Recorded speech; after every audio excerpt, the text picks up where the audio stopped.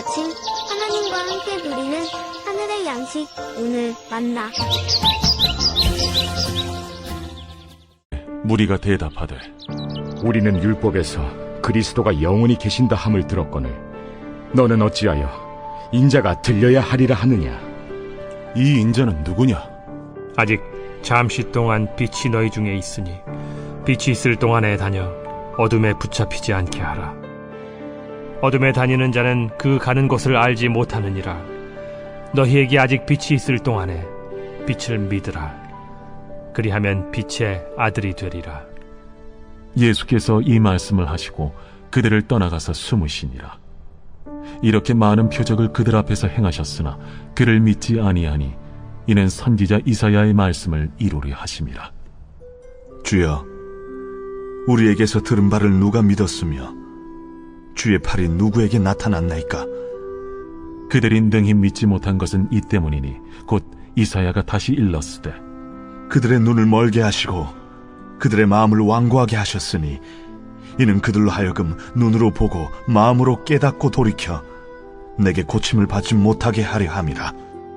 이사야가 이렇게 말한 것은 주의 영광을 보고 주를 가리켜 말한 것이라. 그러나 관리 중에도 그를 믿는 자가 많되 바리새인들 때문에 드러나게 말하지 못하니 이는 출교를 당할까 두려워함이라. 그들은 사람의 영광을 하나님의 영광보다 더 사랑하였더라.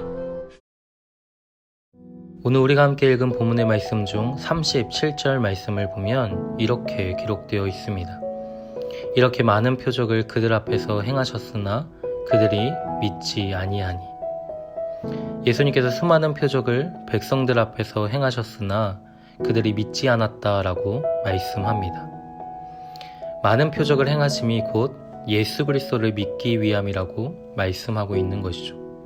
그러나 그들은 수많은 표적을 보았고 또 경험하였지만 그것을 보고 경험한 것에 머물 뿐 표적이 가리키는 대상인 예수님을 믿지 않았습니다. 표적은 표적의 대상을 보여주는 표지판과 같습니다. 표지판은 어떠한 장소나 방향을 알려주고 그곳으로 우리를 이끌기 위해 설치한 판이죠.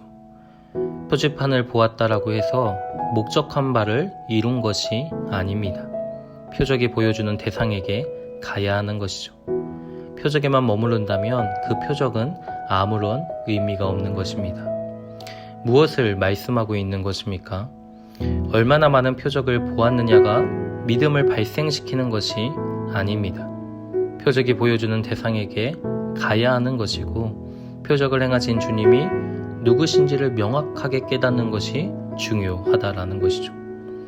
이스라엘 백성들은 출애굽의 과정 속에서 또 약속의 땅을 향하여 나아가는 40년의 광야 생활 가운데 수많은 표적을 보았습니다. 하나님은 홍해를 가르셨고 백성들은 바다 가운데를 육지로 걸어갔습니다. 마실 물이 없다고 불평하는 백성들을 향해 하나님은 반석에서 물을 내셨고 40년의 광야 생활 가운데 만나와 또 메추라기를 내리셔서 하늘의 양식으로 배부르게 하셨던 것이죠. 그러나 백성들은 하나님을 믿지 않았습니다. 하나님을 신뢰하지 않았던 것이죠. 예수님 당시의 백성들의 모습은 달랐습니까? 오병이어의 기적을 보았고 경험했던 수많은 무리들은 표적을 보았지만 표적을 경험했지만 그들은 예수님을 믿지 않았습니다. 무리들은 표적을 통해 자신들의 배를 채웠을 뿐 예수님이 생명의 떡이심을 깨닫지 못했던 것이죠. 표지판을 보았지만 그 표지판을 본 것에 기뻐했을 뿐 표지판이 가리키는 그 목적지로 나아가지 않았습니다. 요한복음 20장 30절과 31절 말씀을 보면 요한복음을 기록한 목적에 대해 이렇게 소개하고 있음을 볼 수 있습니다.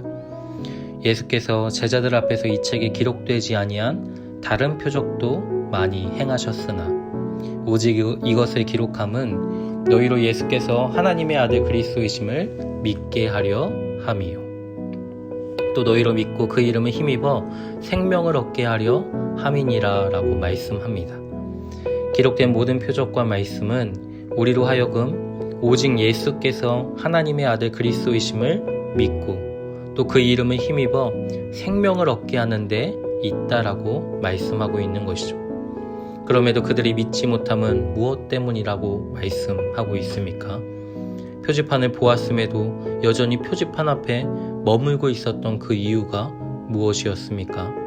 40절에 죄로 인하여 그들의 눈이 멀었고 그들의 마음이 완고하였기 때문이라고 말씀합니다.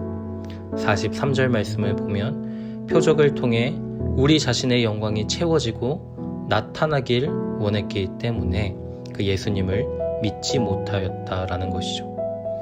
죄로 인하여 돌같이 굳어진 마음은 하나님께 대하여 반응하지 않습니다.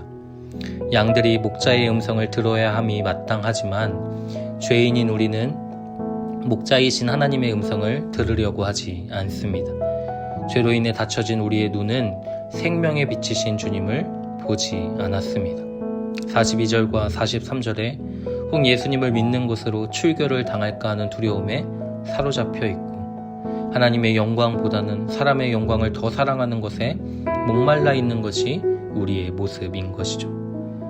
하나님의 은혜를 떠나 자신의 영광을 추구하며 또 자기가 세상의 왕이 되어 살겠다라고 하는 모든 죄인들은 이사야서 6장에 기록된 말씀처럼 듣기는 들어도 깨닫지 못하고 보기는 보아도 알지 못할 뿐 아니라 열매를 맺을 수도 없어서 황폐한 땅과 같이 멸망하게 될 것이라고 말씀합니다. 그러나 하나님은 그 황폐한 땅에 무엇을 심으십니까? 거룩한 씨, 곧 예수 그리스도를 심으시는 것이죠.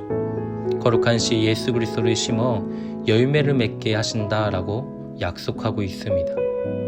황폐한 땅에 심겨진 거룩한 씨, 그 예수 그리스도를 사도 요한은 말씀이라고 이야기하고 있습니다. 길가에 떨어졌거나 돌밭이나 가시떨기 위에 떨어진 씨는 결코 열매를 맺을 수 없는 것이죠. 그러나 말씀이신 예수 그리스도는 죄인들의 마음을 뚫고 들어가셔서 그 안에 심기시고 영원한 생명이라는 열매를 맺게 하셨습니다. 황폐한 땅에 심겨진 거룩한 씨가 영생이라는 열매로 맺혀지는 것이죠. 사랑하는 성도 여러분, 주님은 우리에게 분명히 말씀하십니다. 35절과 36절에 어둠에 붙잡히지 않게 하라. 빛이 있을 동안에 빛을 믿으라. 그리하면 빛의 아들이 되리라.